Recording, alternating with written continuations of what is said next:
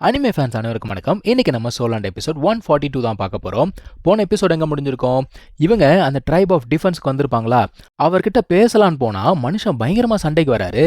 இப்போ இவருக்கும் தங்சானுக்கும் ஒரு சேலஞ்ச். அங்கதான் முடிஞ்சிருக்கும். இப்போ மனுஷன் சரியான அடி ஒன்று அடிக்கிறாருப்பா. ஃபேட்டி பார்க்குறான், இன்னைக்கு நம்ம சோலி முடிஞ்சிரா அப்படின்னு நினைக்கிறான். ஆனால் தங்சான் என்ன பண்ணுறான், அந்த காட் கில்லர் அட்டாக் இருக்கும் இல்லையா, அதை வந்து ரிவர்ஸில் ரிலீஸ் பண்ணும்போது இவனுக்கு பேக்வர்டில் ஒரு ஃபோர்ஸ் கிடைக்குதா, அதனால அவன் வந்து ஸ்டேபிளாக நின்றுறான். டைட்டன் பார்க்குறாரு, பரவாயில்ல இவனுக்கு வந்து ஒரு ஸ்ட்ராங்கஸ்ட் அட்டாக்கை தன்னோடைய பவரை வச்சு எப்படி தடுக்கணும் அப்படிங்கிறது தெரிஞ்சிருக்கு அப்படிங்கிறாரு. இப்போ தங்சான் அடுத்து பண்ணுறது தான் எல்லாருமே வந்து அலற வைக்குது. இந்த மனுஷன் பார்க்குறான், என்ன இவன் சண்டை போகிற விதத்தை மாற்றிட்டானே அப்படின்னு பார்த்துக்கிட்டு இருக்கான். அவன் என்ன பண்ணுறான், சுற்றி இருக்க சோல் பவர் எல்லாத்தையுமே அக்யூமுலேட் பண்ணி ஒரு ஹேமர் அப்படிங்கிறத கிரியேட் பண்ணிக்கிட்டு இருக்கான். இந்த ஹேமரை பார்த்தோன்னே டைட்டனுக்கு புரிஞ்சு போச்சு, ரைட்டு இதுதான் சோலியா அப்படின்னு சொல்லிட்டு அந்த மனுஷன் யோசிக்க ஆரம்பிச்சிட்டான். இந்த ஓல்ட் ரைனோ பார்க்குறாரு, ஓகே இவனை விட்டா இன்னைக்கு நம்ம கதை அவ்வளோதான், இவனை வந்து நம்ம விடக்கூடாதுன்னு சொல்லிட்டு மனுஷன் வர அட்டாக் பண்ணுறதுக்கு. ஆக்சுவலாக இந்த ரேண்டம் ஹேமரிங் ஸ்கில்ஸ் அப்படிங்கிறத இதுக்கு முன்னாடி தங்சான் ப்ராக்டிஸ் பண்ணியிருக்கான் இல்லையா, அந்த ஒரு வாட்டர் ஃபாலில் அதே டெக்னிக் தான். இப்போ கையில் ஹேமர் இல்லை, ஆனால் சோல் பவரை யூஸ் பண்ணி ஒரு ஹேமர் அப்படிங்கிறத கிரியேட் பண்ணி அடிக்கிறான் பாருங்க. சரியான ஃபோர்ஸ் ஒன்று ஜென்ரேட் ஆகுதுங்க அந்த இடத்துல, வேற லெவலில் இருக்குது. எவனாலையும் தாக்கு பிடிக்க முடியல. ஒரு சில பேர்லாம் வந்து பார்த்தீங்கன்னா எகிரி போய் விழுந்துடுறானுங்க, செவுத்தோட செவுத்தா பல்லியாக ஒட்டிக்கிறானுங்க. நம்ம தாய்லாங்க இருக்கானே, இதுக்கு மேலே என்னால் தாங்க முடியாதுறான்னு சொல்லிட்டு அவன் பறந்துக்கிட்டு இருக்கான், விட்டா பறந்து போயிடுவான் போல. ஸோ தங்சான் என்ன பண்ணுறான், மொத்த அட்டாக்கை ஒன்று சேர்த்து அடிக்கலான்னு போகும்போது இவர் வெளிலேருந்து கத்துறாரு, யோ உன்னோட மார்ஷல் சோலை யூஸ் பண்ணியா அப்படிங்கிறாரு. அந்த மனுஷனும் பார்க்குறான், வேற வழி இல்லைன்னு சொல்லிட்டு மார்ஷல் சோலை யூஸ் பண்ணுறாரு.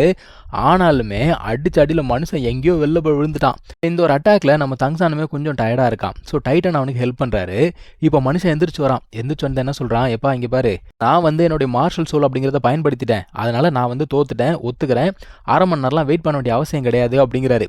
இதுக்கு மேலே உனக்கும் எனக்கும் நடுவில் இருந்த விரோதம் அப்படிங்கிறது மொத்தமாக முடிஞ்சு போச்சு அப்படிங்கிறாரு. இப்போ தங்சான் பார்த்தீங்கன்னா எப்பவும் போல ஆறுதலாக பேசுகிறான், இல்லைங்க நீங்கள் சான்ஸ் கொடுக்கலன்னா என்னால் ஜெயிச்சிருக்க முடியாது அந்த மாதிரி பேச வரான்.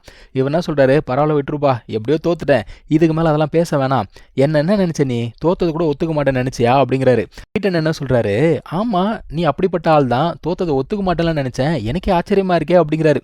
இப்போ டைட்டன் என்ன சொல்கிறாரு, நாங்கள் ஒரு கிளான் அப்படிங்கிறத ஆரம்பிச்சிருக்கோம், அதுக்கு பேர் வந்து தாங்ஸ் கிளான், நீ வந்து அதில் ஜாயின் பண்ணிக்கோ அப்படின்னு சொன்ன உடனே மனுஷன் பதிலே சொல்ல அவர் பாட்டுக்கு நடந்து போய்கிட்டே இருக்காரு.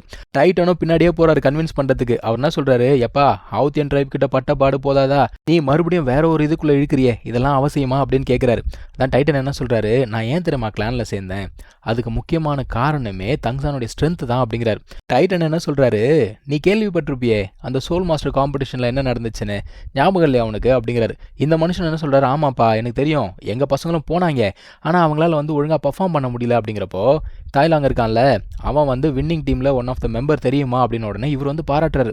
சூப்பரா, நான் கூட கேள்விப்பட்டேன் டோர்னமெண்ட் பயங்கரமாக இருந்துச்சாமே, சூப்பர் அப்படிங்கிறாரு. இவன் என்ன சொல்கிறான், இல்லைங்க நான் இருந்தேன் தான் டீமில், ஆனால் நான் வந்து ஃபைனல்ஸில் சண்டையே போடலை, நாங்கள் இந்த கோல்டன் ஜென்ரேஷனை டிஃபீட் பண்ணோம், இது எல்லாத்துக்குமே காரணம் தங்சான் தான் அப்படிங்கிறான்.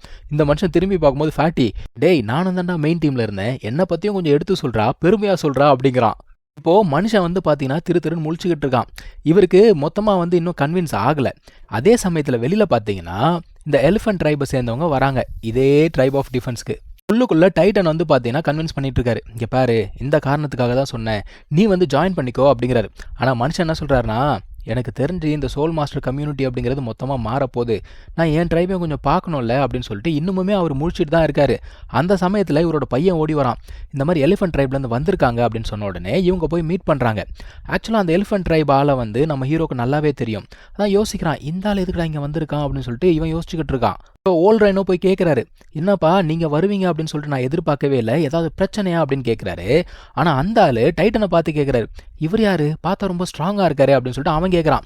அதான் இந்த மனுஷன் இன்ட்ரடியூஸ் பண்ணுறாரு, இவர் பேர் வந்து டைட்டன், என்னோட பிரதர் தான், இவர் வந்து ட்ரைப் ஆஃப் ஸ்ட்ரென்த்தில் இருக்காரு அப்படின்னு சொன்ன உடனே அவனை வந்து நோட் பண்ணி வச்சுக்கிறான். இப்போது தங்சானுக்கு என்ன கேள்வினா, இவன் எதுக்காக இவ்வளோ ஆட்களை கூப்பிட்டு வந்திருக்கான், ஏதாவது பண்ண போகிறானா அப்படிங்கிற ஒரு கேள்வி. இப்போ ஓல்ட் ரைனோவும் கேட்குறாரு, சரி நீங்கள் வந்த விஷயம் என்ன அதை சொல்லுங்கள் அப்படின்னு சொல்லிட்டு கேட்குறாரு. அவன் சொல்ல ஆரம்பிக்கிறான், இந்த மாதிரி மார்ஷல் சோல் ஹால்லேருந்து உனக்குமே லெட்டர் வந்திருக்குமே அப்படிங்கிறான். ஏன்னா ரீஎலெக்ஷன் அப்படிங்கிறது நடக்க போகுது சரிங்களா, 7 ட்ரைபை வந்து மறுபடியும் செலக்ட் பண்ண போகிறாங்க.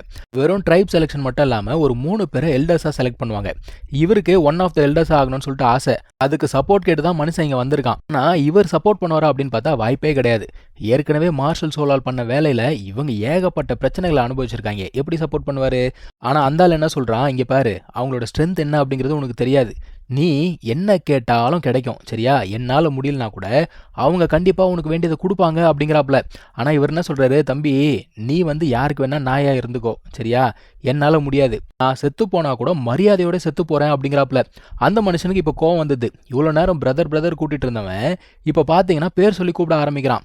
இப்படியே பேசி பேசி 2 பேருக்குள்ள சண்டை வந்தது தான் மிச்சம். 2 பேருமே அவங்களுடைய மார்ஷல் சோல் அப்படிங்கிறத ரிலீஸ் பண்றாங்க. ஸோ அந்த இடத்துல பயங்கரமான ஒரு பவர் அப்படிங்கிறது இருக்கு. இப்போ இந்த எலிஃபன்ட் ட்ரைபை சேர்ந்தவங்க என்ன பண்றாங்க, இந்த மனுஷனுக்கு ஹெல்ப் பண்ண முன்னுக்கு வராங்க. அந்த சமயத்தில் நம்ம டைட்டன் இருக்கார்ல, அவர் என்ன பண்றாரு, இவருக்கு ஹெல்ப் பண்றதுக்காக வராரு. அதே சமயத்தில் பின்னாடி இருந்த தங்ஸானும் மற்றவங்களும் என்ன பண்றாங்க, அவங்களும் ஜாயின் பண்ணிக்கிறாங்க. ஸோ நம்ம சைடு இப்போ பவர் அதிகமாயிடுச்சா, அவங்களால தாக்கு பிடிக்க முடியல.